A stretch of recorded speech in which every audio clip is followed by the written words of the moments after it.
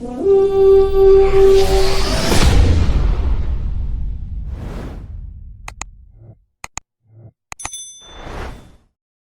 going on, everybody, and welcome back to the channel. Today, I got a lot of topics to dive into. So, with that being said, I'm going to give you guys a quick rundown on what to expect. We're going to dive into the injury report, the situation surrounding Jordan Addison and his first quarter benching against the Cleveland Browns. We're going to talk about my realistic timeline and outlook for JJ McCarthy, and I'm going to give you guys my prediction for the next 4 games after the bye. And if you stay to the end of this video, I'm going to talk about how I feel the Minnesota Vikings could fix their defensive line, especially their run defense. And they could do it with one player. It's a player we talked about a couple of off seasons ago. So stay tuned because we're going to dive into it. Now, first off, let's get into the injury report. Now, Kevin O'Connell has confirmed that multiple players are expected to come back after the bye. Those key players are JJ McCarthy, of course, Donovan Jackson, Blake Cashman, and Brian O'Neill. It's going to be interesting to see what the first injury report looks like when they start practicing. In my opinion, out of those 3 guys, I feel there's 3 guys that are guaranteed to probably play against the Philadelphia Eagles. That's Blake Cashman, Donovan Jackson, and JJ McCarthy. These players will be a huge boost on both sides of the ball, but we're going to have to wait and see what's going to happen with that initial injury report. And y'all know what we're looking for. We're looking for the DNPs, we're looking for the limited participant, and we're looking for full participants. Now, I can't wait to see it. And one guy that I didn't bring up that I just thought about right now, we got to actually see, is Christian Darrisaw injured, or was it really, a snap count at the end of the Browns game? We don't know. But if he comes in, next week, preferably on Wednesday, and he shows a limited status and it doesn't say anything like rest, then that's an area of concern. I just had to throw that out there for y'all. Now, let's keep it moving. Here is one of the topics of discussion that a lot of Viking fans have been talking about since Sunday's game against the Cleveland Browns. So let's talk about it, and I'm gonna give you my full, unfiltered opinion. It's been a few days since the Vikings played against the Cleveland Browns, and we still don't have any clear update of what actually happened with Jordan Addison, which is kind of weird, right? Reports keep saying that the Vikings could not contact him. They didn't know his whereabouts. And basically, he missed a whole team walkthrough before the game. And y'all know how Kevin O'Connell feel about his practices. I mean, he basically called out JJ McCarthy for having a baby and missing practice, which is kind of weird to me, but that's a topic for another for another day, which is wild. So this basically like Jordan Addison just dipped and he couldn't be found. I mean, some people speculate he was partying, maybe he was drunk, maybe he overslept, but we really don't know. And what's coming out of Minnesota isn't a lot to actually, base an opinion on. So I'm just gonna keep moving and just say, like, hey, we saw the end result. We saw him get benched for the first quarter. Then we saw him come in, get a groove and actually, catch the game winning touchdown. I mean, that's what we saw. But I feel like the conversation has shifted a little bit. And this is what I mean by it. You got some people out there in Viking world basically saying that the Minnesota Vikings should explore to trade Jordan Addison in the upcoming offseason. Like, I get it. I understand where that comes from because I say this a lot. Like, you cannot let your off the field issues outweigh your talent and what you do on the field. I'm not saying that Jordan Addison is there right now, but what I'm saying is, hey, let's just pump the brakes a little bit because we really don't know like what it was and what actually happened in London. So, but here's my take. Addison is arguably one of the best up and coming young receivers in this league, and he hasn't even hit his prime yet.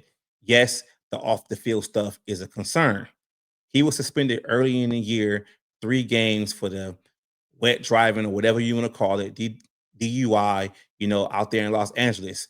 And it is what it is. So it's kind of weird that him knowing that he's just back getting with the team after serving, 3 game suspension. He only played 1 game, and then they in London, and then he gets disciplined again. It's a bad look. And let's be honest about that. It really is. But you can't assume that you're gonna get a person of Jordan Addison's caliber within the draft or free agency. Just look at what happened with Laquan Treadwell. He was supposed to be a jump ball target, never really saw the field.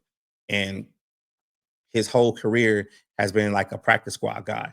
Look at what happened, with Troy Williamson. He was a burner, but he couldn't catch. I mean, I get it. I understand it. Like, the off the field issues has to stop. But this is a nugget that I gotta put in y'all ear right now. Maybe the Vikings can construct a contract that's conducive to, Jordan Addison. And what I'm saying with that is maybe they can have a contract to where they can structure it to a point to where if he does anything off the field, gets suspended again, or gets arrested, or anything that's pretty much major, then he voids his fully guarantees, and the Vikings have an out within that contract. Maybe they can do that, but to say let's go into the off season and trade him, nah, let's not do that right now. The kid's still young, and I still think he has a lot of growing up to do. But there's a difference between the DUI and not coming to practice, especially when we don't have a lot of information on that. But it is what it is. So let's keep it moving. And I know this is the topic that a lot of y'all want to talk about. JJ McCarthy's timeline. Now, when we're talking about the timeline, there were conflicting reports. One from Diana Rossini talking about the Vikings report that came out initially when McCarthy was hurt was like 2 to 4 weeks, but the doctor told him it was like 4 to 6. We really don't know what that timeline looks like. But this is what I do know. McCarthy stayed back in Minnesota during the bye week to get some extra work done. And that was even talked about with Kevin O'Connell. So I'm thinking like this. If he's already throwing and moving around, he is going in the right direction. And I'm not saying he's 100% healthy right now, but if you stand back getting more work, and Jordan Addison even said he's staying back getting extra work with McCarthy too, then that means he's going in the right direction. And I hope that he can actually play against the Philadelphia Eagles. Personally, this is how I look at it.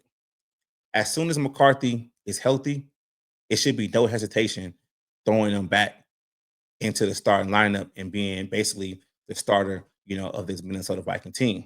And you got a lot of people out there that are like, well, maybe it's not a good time. Well, when is a good time? This is the NFL. And you gotta beat the best to be the best. And it's two narratives that I can see being spun if McCarthy plays.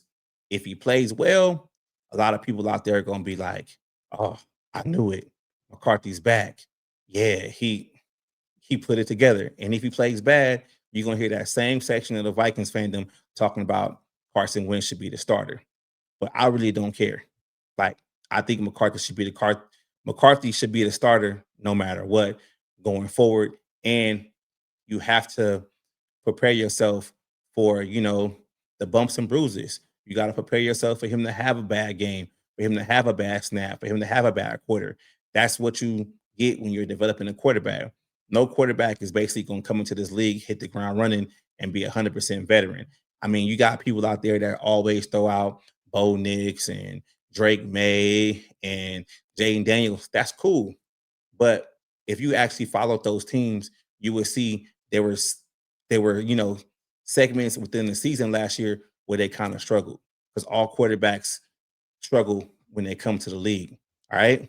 So now I'm gonna keep it moving, and we're gonna talk about this 4 game prediction. Now, this 4 game prediction is the next 4 games for the Minnesota Vikings directly after the bye. So we're gonna start off with the Eagles. Now, I'm gonna be honest with y'all.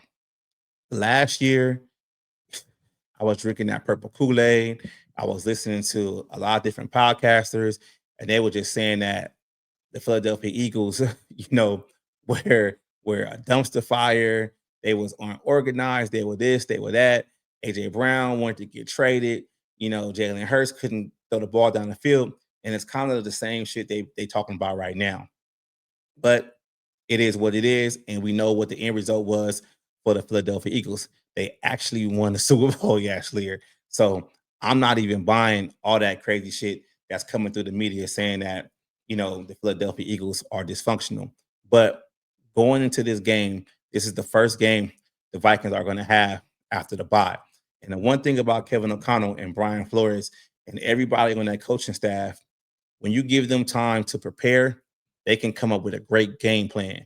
And I feel like with McCarthy stepping back to being a starter, hopefully, for this game, that Kevin O'Connell can give JJ McCarthy a great game plan to where he can kind of pick his shots and basically be efficient to win this game against the Philadelphia Eagles. And yes, I'm picking the Vikings to beat the Eagles on that game. Now, the next game is against the Los Angeles Chargers on the short week, and they dealing with a lot of issues too. They basically lost two offensive tackles this year, their right tackle and a left tackle. I don't even know who they throwing in, to kind of sub in for those positions. And their star rookie running back, Omari Hampton, went on short-term injury reserve this year too. So they dealing with injuries also, but that's no excuse. And just like I said before, it's the NFL. And sometimes it's when you play teams, where you can take advantage of them. And I feel like with the injuries on the offensive line for the Chargers, I think our defensive line and our pass rushers can take advantage of that. And they can dominate that game, especially if they don't have a run game. And that's one of the things the Vikings been struggling with this whole season is stopping the run. So I'm taking the Vikings to beat the Chargers on Thursday Night Football. Next game, Vikings go on the road to play against the Detroit Lions. Now, this is one that I had circled earlier in the season. Now, that first game that Detroit, had throughout this season, you had a lot of talk out there of people saying, damn, Detroit lost a step. Detroit, they ain't got it no more. They lost both their coordinators and Aaron Glenn and Ben Johnson. They can't get it together. It seems like that's not true because the Detroit Lions are continuing to be the team that they have been for the past couple of seasons. They got a few injuries with Terry Arnold. I'm not sure when he's going to be back, but that Detroit defense and that offense is legit. And I gotta tip my hat to them and I gotta call it for what it is. So I'm I'm taking the Vikings to lose this game. But I do think the Vikings are going to split with the Detroit Lions this season. I think both teams will win their respective games at home. So this game will be on the road in Detroit. I think Detroit takes this one. But when the Vikings play them again at home at US Bank, I got the Vikings taking that game. That's just a early prediction for y'all. Now, going into the next game, you got the Vikings back at home against the Baltimore Ravens. Now, Baltimore Ravens have been struggling with a lot of turnovers, fumbles, and the defense hasn't been playing that Baltimore Ravens type football.